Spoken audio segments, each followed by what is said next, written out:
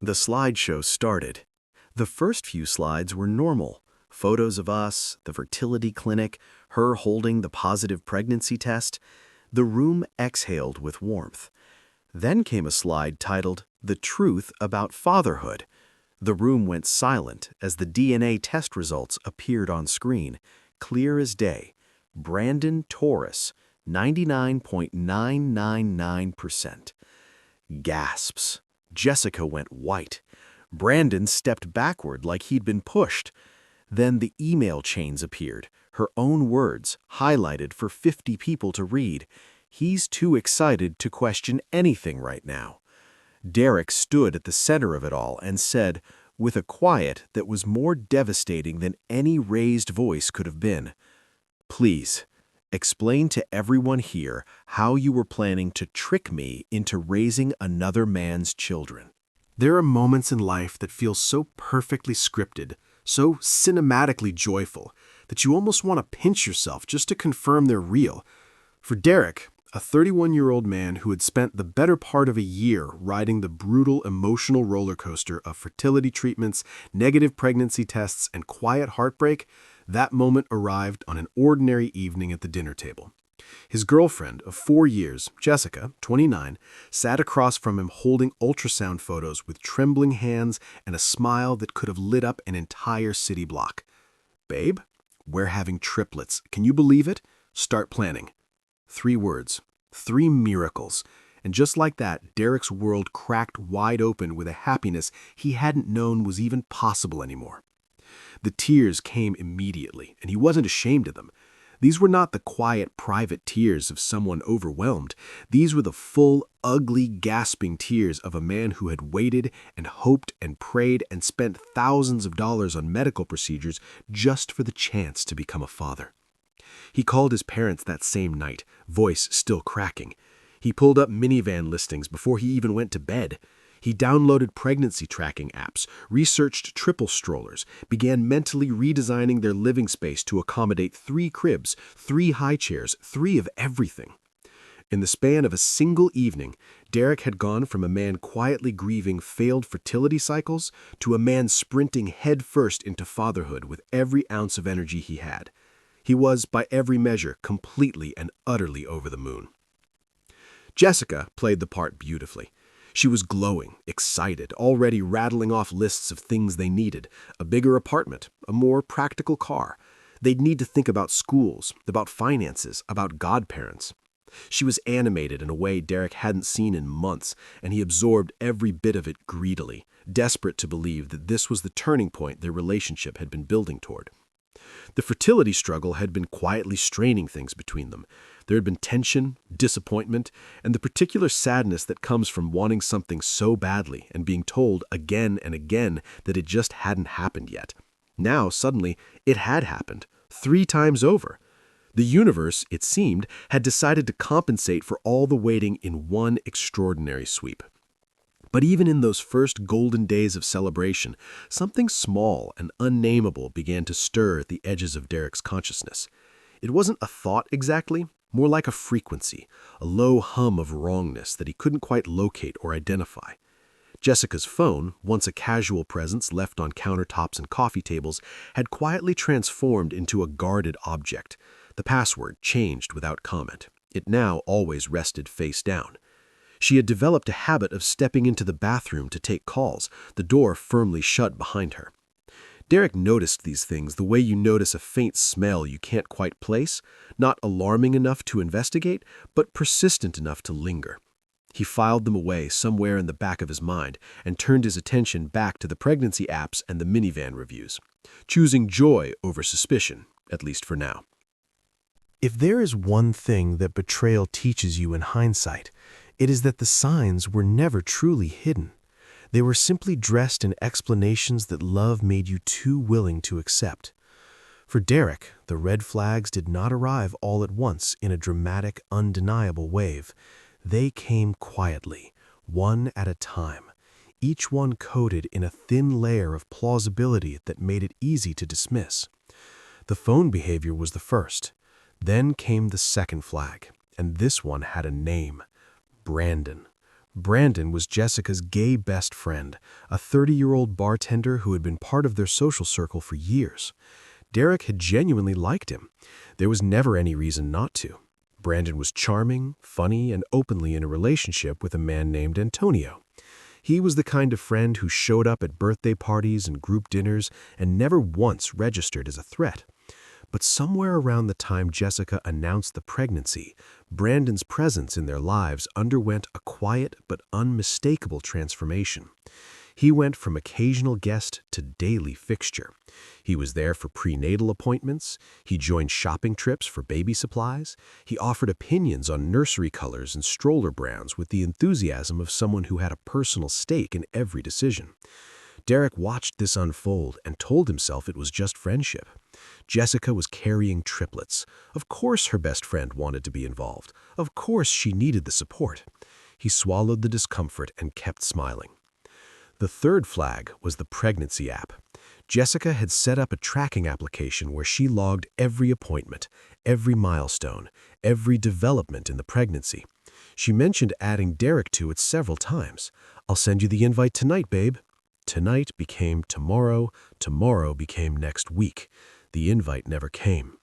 Each time he asked, she brushed it off with a gentle excuse and a quick subject change. He told himself she was just disorganized, overwhelmed, busy growing 3 human beings simultaneously.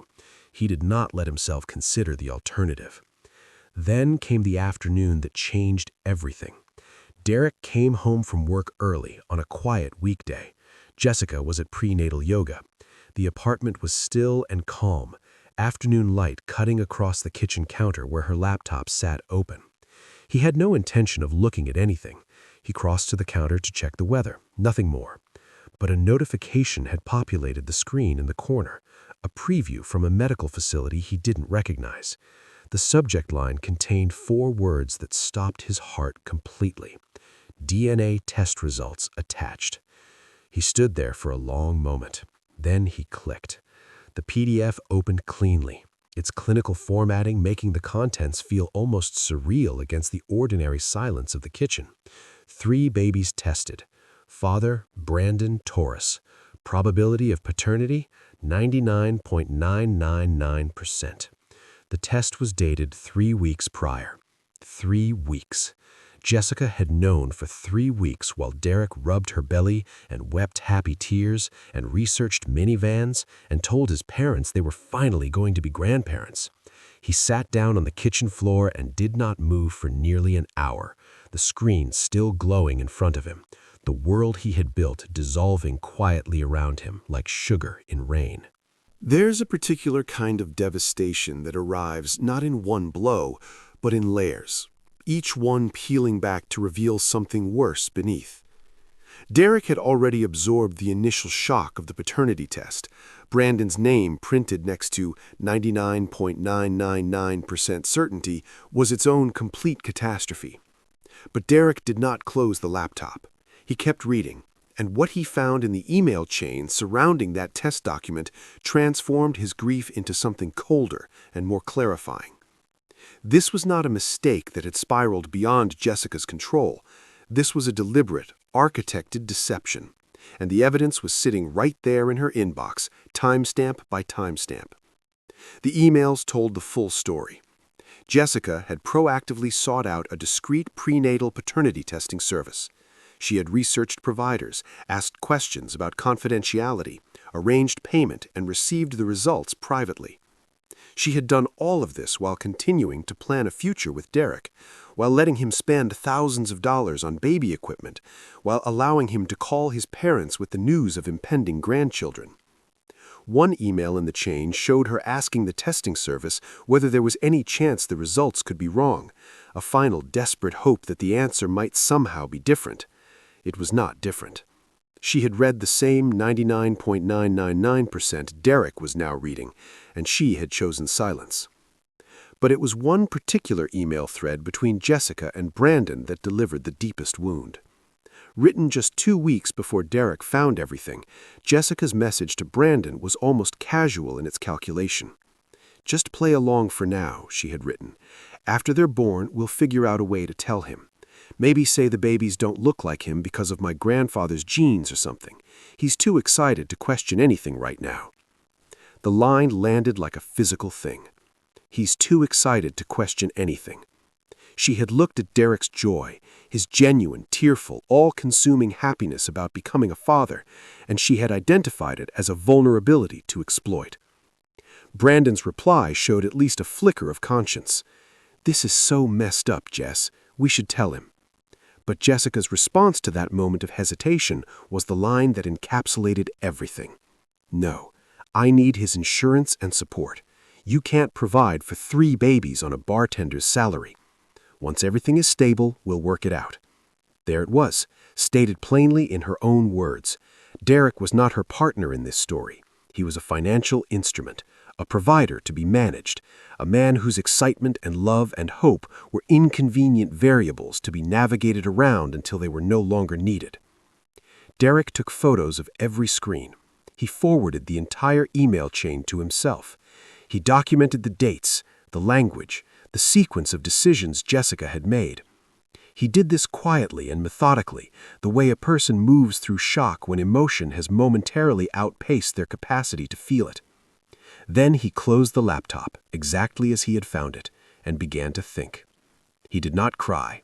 He did not confront her. He simply sat with the full weight of what he now knew, and somewhere beneath the devastation, a decision began to take shape. If Jessica wanted to perform, then so could he. The stage was already being set. She just didn't know yet who had written the final act. There is a specific and exhausting discipline required to smile at someone who has broken you, to rub their belly and say tender things and ask about nursery colors while carrying, beneath every word and gesture, the full knowledge of their betrayal. For the week following his discovery, Derek performed this discipline with a precision that would have been impressive under any other circumstances. He described it himself as Academy Award-worthy, and the description was not an exaggeration. Every morning he woke up beside Jessica and played the role she had cast him in without deviation. Excited father-to-be, devoted partner, man too overwhelmed with joy to notice anything suspicious. He gave her nothing, and she suspected nothing. Meanwhile, the entitlement that had been quietly building in Jessica since the pregnancy announcement now accelerated into something almost breathtaking in its audacity. She suggested they needed a Suburban. She relayed, without apparent irony, that her mother thought Derek should consider getting a second job. She announced that Brandon had offered to be the baby's godfather and had already bought them matching outfits, sharing this information with the warm, expectant expression of someone waiting to be thanked. Derek received each of these statements with a neutral smile and a nod, storing them carefully alongside everything else. Brandon's daily presence continued, and the dynamic between him and Jessica had grown harder to watch. There were shared glances that lasted a beat too long, a moment where Derek walked in on them holding hands, both of them startling apart with practiced excuses. Brandon had developed a habit of touching Jessica's stomach and beginning sentences with, "How are our," before correcting himself mid-word. Jessica would laugh it off and call it hormones, call it friendship, call it anything that sounded plausible. Derek laughed along, his face a perfect mask. The most memorable moment of that week came from Jessica's mother, Diane, who had flown in for the upcoming baby shower. Diane cornered Derek with the particular energy of a woman who has decided she is doing you a favor by being direct. "You need to man up, Derek," she informed him. "My daughter is carrying 3 of your children. I expect you to provide properly. Have you looked into promotion opportunities? Maybe selling some of your sports equipment?" Derek nodded respectfully and said with complete sincerity, "Don't worry, Diane. Everything will be crystal clear after the shower." Diane walked away satisfied. She had no idea she had just been given the most accurate statement Derek would make all week. Friday night brought one final scene. Jessica became unexpectedly affectionate, pressing close to Derek and talking about their future in the soft, deliberate language of someone laying emotional groundwork. After the shower, they should look at houses. Brandon had found some great listings in family-friendly neighborhoods. It felt, Derek noted, less like intimacy and more like a closing argument, one last attempt to cement his investment before the babies arrived and the deception became harder to maintain. He lay there in the dark, listening to her voice, already knowing what tomorrow would bring. The slideshow was ready. The laptop was charged. 50 people were about to witness Jessica's carefully constructed reality come apart, not with a whisper, but with a 60-inch outdoor screen and a PDF that left no room for interpretation. The day arrived with the kind of cheerful indifference that important days often have: sunny, warm, catered. Jessica's parents' backyard had been transformed into a celebration of abundance. Pink and blue decorations hung from every surface, since the genders were still unknown. 3 of everything sat wrapped in pastel paper on the gift tables. 50 guests moved through the space in the easy, festive rhythm of people who believed they were there to celebrate new life and the couple bringing it into the world. Jessica glowed in her maternity dress, radiant and completely unsuspecting. Brandon stood close to her, as he always did now, one hand finding her lower back with a familiarity that several guests likely noticed, but nobody questioned. Derek moved through it all with the calm of a man who had already grieved and was now simply completing a necessary task. He greeted family members warmly, he shook hands, accepted congratulations, laughed at jokes about the chaos of raising triplets. His parents were there, genuinely excited about their first grandchildren. Jessica's entire family had made the journey.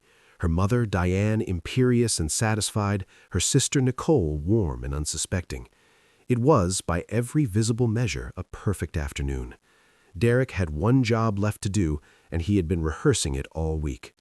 When the gifts had been opened and the crowd was still gathered and buzzing with warmth, Jessica stood and announced that Derek had prepared a special slideshow about their journey to parenthood. She said it with the particular pride of a woman presenting evidence of her partner's devotion. "Isn't he the sweetest?" The crowd agreed. Derek connected his laptop to the large outdoor television the family had rented for the occasion, took a breath, and began. The opening slides were gentle and true, photos of the two of them together. The fertility clinic, Jessica holding the first positive test. The room exhaled with collective warmth. Then came a slide with a simple title: The Truth About Fatherhood. The room went quiet in the way that rooms go quiet when something shifts beneath the surface of a moment and everyone feels it simultaneously before anyone understands why. The next slide filled the screen with the DNA test results. Clean, clinical, unambiguous. Brandon Taurus, 99.999%. The gasps arrived in a wave. Jessica went the color of paper. Brandon took an involuntary step backward as if the screen had pushed him physically. Then the email chains appeared, one after another. The discreet testing inquiry, the payment arrangements, the message in Jessica's own words, "He's too excited to question anything right now," highlighted in the center of the screen for 50 people to read in full. The chaos that followed was immediate. Jessica hyperventilated and pleaded for a chance to explain. Brandon's boyfriend, Antonio, present and previously unnoticed in the crowd, stood up, demanding answers. Jessica's father went rigid with fury directed entirely at his own daughter. Derek stood at the center of it all and said with a quiet that was more devastating than any raised voice could have been, "Explain to everyone here how you were planning to trick me into raising another man's children." Nobody had an answer.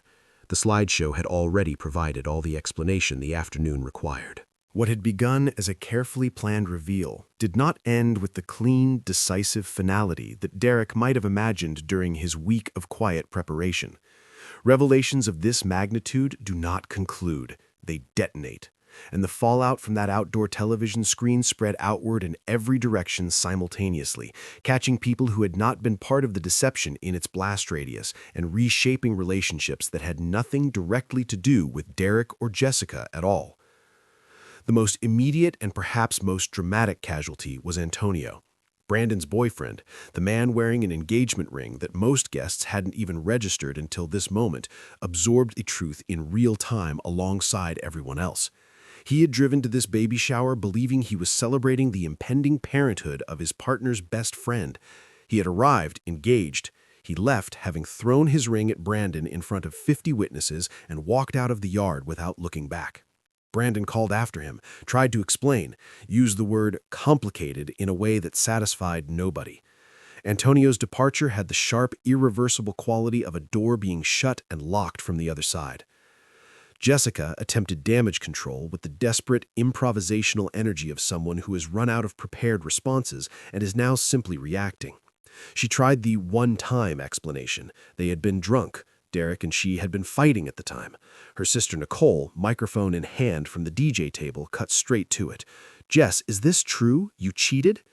Jessica's attempted reframe, "we were on a break," collapsed immediately when Derek pointed out, calmly and with the particular authority of a man holding documented evidence, that there had been no break. The dates were in the emails. They had been actively trying for a baby together at the time of the affair. The crowd had already seen the proof on screen. There was nowhere to reframe to.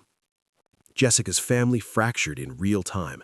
Her father, a man who had spent the afternoon looking at Derek with the barely concealed evaluation of someone assessing a son-in-law's adequacy, turned the full weight of his fury on his own daughter and then redirected it at Brandon's parents, who were also present and visibly devastated. Jessica's mother, Diane, who had cornered Derek just 2 days earlier to lecture him about manning up and providing properly, now attempted the remarkable pivot of suggesting that everyone makes mistakes and that Derek shouldn't ruin the day. Derek's lawyer friend Tom, standing somewhere in the middle of the crowd, helpfully clarified that what Jessica had attempted was not merely a personal mistake, but a legal one, specifically paternity fraud, which carried genuine criminal implications in their state. Brandon's parents stood together near the back, looking like people who had arrived at a celebration and found themselves inside a courtroom. Brandon himself moved through the chaos, trying to apologize in multiple directions at once, achieving nothing in any of them. Derek told him plainly that sleeping with his girlfriend while pretending to be gay, while engaged to Antonio, while acting as Derek's friend, placed him beyond the reach of any apology worth receiving. Derek's own family moved quietly and quickly.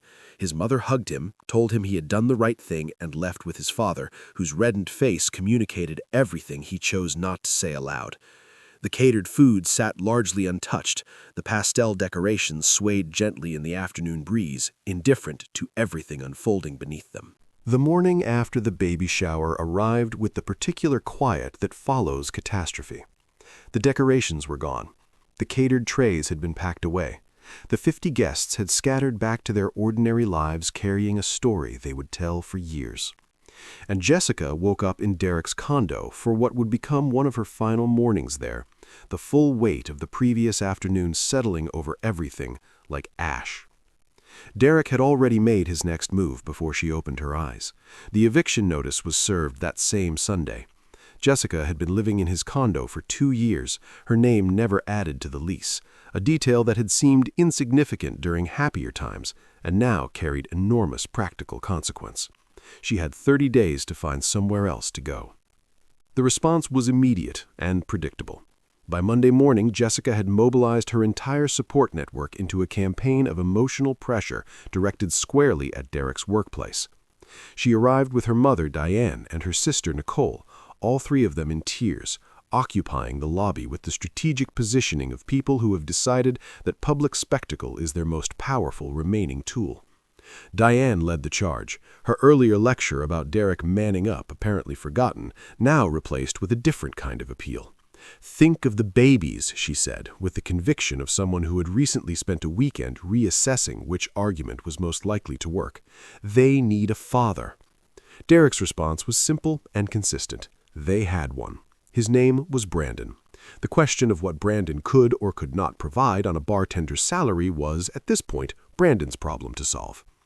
Nicole tried a gentler approach, appealing to Derek's evident decency, acknowledging that her sister had done something unforgivable while simultaneously asking him to respond to it with forgiveness. Derek listened, gave her credit for being the most reasonable person in the room, and held his position. Then came the moment that crossed every remaining line. Jessica, apparently having cycled through guilt, logic, and family pressure without result, reached for the one lever she had not yet tried. She told Derek she would harm herself if he left, that she couldn't do this alone, that the weight of it was too much. Derek recognized the maneuver clearly and responded without cruelty but without capitulation. He listed her actual options. Adoption agencies existed. Brandon's parents had financial resources. Her own family was present and capable. He was not a viable option, not because he lacked compassion, but because compassion did not require him to participate in a deception that had been designed to consume his life. When the three women refused to leave, building security escorted them out. Derek returned to his desk and continued his workday. The eviction process moved forward on its timeline. Jessica's belongings left the condo in stages, each departure stripping away another layer of the life they had built together. Derek packed none of it himself. He did not need to stand in the wreckage and sort through shared objects and decide what belonged to whom. He had already done the harder work of deciding what kind of future he was willing to accept.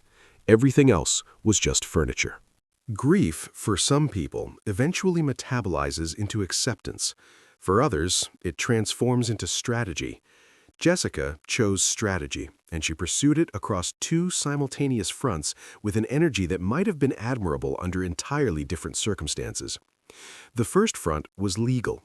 Within days of the eviction notice, her attorney sent a formal letter to Derek's lawyer outlining her demands: continued housing, $5,000 per month in financial support, full coverage of all medical expenses, and an additional $50,000 in emotional distress compensation, a figure that Derek's lawyer received with what Derek described as barely concealed laughter. The legal reality was unambiguous. They were not married, they had never been formally engaged, the children were not Derek's, and crucially, Derek's team held documented evidence of deliberate fraud. The case dissolved before it had any real opportunity to form. The second front was social media, and here Jessica moved with the particular boldness of someone who has decided that controlling the narrative publicly is her best remaining option. She posted across platforms that Derek had abandoned her and three innocent babies because he was, in her framing, too insecure to accept that the children might not physically resemble him. It was a carefully edited version of events that omitted the paternity test, the email chains, the baby shower slideshow, and essentially the entire factual basis of the situation. Some people, encountering only her posts and her tearful framing, responded with sympathy. Derek began receiving hostile messages from strangers who had absorbed her version of the story and formed opinions accordingly. The countermove came from Tom, Derek's lawyer friend, who had been present at the shower and had no particular patience for revisionist history. Tom located Jessica's posts and replied to them publicly with the DNA test results and a plain summary of the documented facts. Since Jessica had chosen to make this public, Tom reasoned, the public was entitled to the full picture. Jessica's posts came down shortly afterward, the sympathetic comments evaporating along with them as the people who had sent Derek angry messages quietly reconsidered their position. Brandon's parallel collapse was playing out on his own social media simultaneously. Antonio, who had left the shower with his engagement ring flying through the air behind him, proved to have both an audience and a flair for documentation. He posted a comprehensive account of their relationship, the engagement, the timeline, and the specific way in which Brandon had been operating a double life across multiple relationships and identities. The post traveled widely. The upscale bar where Brandon worked, apparently deciding that this particular variety of publicity was not compatible with their brand, let him go. Brandon was now unemployed, publicly exposed, and facing the incoming reality of financial obligations he had no current means to meet. Jessica's insurance fraud attempt, in which she tried to register Derek as the father of her children for coverage purposes, was reported to the relevant authorities and triggered a formal investigation. The attempted addition of Derek's name to birth certificate paperwork at her OB's office was neutralized by a letter from his lawyer accompanied by the DNA test. Every door she tried to open using Derek's identity closed with legal precision, each one leaving her position more exposed than before. The law, when it finally arrived in full, was not interested in anyone's feelings. It was interested in facts, and the facts in this case were unusually well documented. The court-ordered paternity test, pursued by Brandon's parents who had entered the situation with their own complicated motivations, confirmed what the private test had already established. Brandon was the father of all three children. The confirmation carried legal weight that the private test alone could not, and it set in motion a chain of financial and custodial consequences that rearranged everyone's circumstances with judicial efficiency. The child support calculation landed at $2,400 per month for all three children combined. Jessica's lawyer pushed for more. The judge looked at Brandon's documented income as a bartender, approximately $35,000 annually, and informed her that the current figure was already above the standard guideline calculation. The attorney was advised to be grateful for what the formula had produced. Brandon, who had apparently not fully modeled out what court-ordered financial responsibility would look like against his actual bank account, expressed something close to panic. The judge's response was brisk and unsentimental. He should have considered the implications before making decisions that produced 3 children simultaneously. Finding better employment was now his responsibility, not the court's problem to solve. Brandon's parents had entered this phase of events believing they were acting to protect their son, but the process of establishing paternity legally had surfaced a revelation they had not anticipated. Brandon had a trust fund, a substantial one, accessible only upon marriage or the birth of children. His parents had administered it under the comfortable assumption that their gay son would access neither condition. The discovery that Brandon was bisexual, had fathered 3 children, and had concealed all of this from them while allowing them to operate on a false understanding of his life, produced a fury that overwhelmed whatever parental instinct toward protection had originally motivated their court filing. They withdrew all financial support and permanently revoked access to the trust. No marriage clause, no children clause, no exceptions. Brandon had unlocked the technical conditions of the fund's release and simultaneously destroyed every relationship that might have made accessing it possible. Jessica's response to the child support figure was volcanic. $2,400 for 3 babies was, in her assessment, an insult. She had arrived at this moment expecting Derek's resources, his insurance, his income, his second job if her mother's suggestions had been followed. She had engineered an entire future around a financial foundation that had now been legally and permanently removed. What remained was Brandon's garnished wages, her parents' exhausted goodwill, and a part-time remote job she was attempting to perform while managing 3 newborns with minimal outside help. Brandon, for his part, saw the children approximately once a month, his visits made as difficult as Jessica could manage through scheduling conflicts and logistical friction, apparently as punishment for a situation she had substantially created herself. The 2 people who had written emails about playing along and working things out after the babies arrived were now locked in mutual resentment, co-parenting 3 infants across a relationship defined entirely by deception and its aftermath. 3 months after the baby shower, the babies arrived. 2 boys and a girl. Brandon's nose, Brandon's dark hair, Brandon's distinctive chin cleft, reproduced across 3 small faces with the genetic precision that DNA tests merely quantify and biology delivers in person. Jessica sent Derek photos with a message attached. "Look what you're missing out on." He did not respond. There was nothing to respond to. He had made his peace with this chapter some time ago, somewhere between the eviction notice and the moment he forwarded those emails to himself in a quiet kitchen while the afternoon light moved across the counter. The final accounting of where everyone landed carried the particular symmetry of consequences that had been genuinely earned. Jessica was living with her parents, managing 3 newborns on child support that didn't cover a single month of infant daycare for 1 child, let alone 3. Her remote work continued in stolen fragments between feedings and crying and the relentless physical demand of triplet care. Her social media, once a curated presentation of a life moving confidently forward, had become a series of posts requesting donated formula and baby supplies, the comments beneath them ranging from sympathetic to devastating. The friend group she and Derek had shared had largely dissolved its association with her. Her own sister Nicole, who had driven 12 hours to attend the baby shower and witnessed everything firsthand, had told Jessica plainly that she had made her bed and would now be lying in it without much company. Brandon was working 3 jobs. The court garnished his wages when he attempted to argue inability to pay, a legal mechanism that does not particularly care about a defendant's feelings on the subject. Antonio, his former fiancé, announced his engagement to someone new on the precise day the babies were born, a piece of timing so exact that Derek described it as petty but deeply respectable. Brandon's parents had relocated, reportedly to place some geographic distance between themselves and the social consequences of their son's decisions in their established community. The trust fund remained permanently inaccessible, a door that had technically opened for one brief legal moment before slamming shut with considerably more force than it had originally closed. Derek moved to a new apartment across town. He had wanted to be a father. He had wanted it genuinely and completely, in the way that a year of fertility treatments and negative tests and hopeful waiting produces a specific quality of wanting that is difficult to manufacture artificially. That particular dream had ended in a kitchen with a laptop screen. But the ending of one version of the future did not foreclose all futures, and Derek understood this with the clarity that comes from having survived something that should have been much worse. He met someone new at a coffee shop, the organic kind of meeting that requires no planning and produces no dread. He told her everything. Her first response was that he had dodged not a bullet, but a full nuclear missile. They were taking it slowly, building something on a foundation of honesty, which turned out to be surprisingly straightforward once you removed everyone who preferred deception.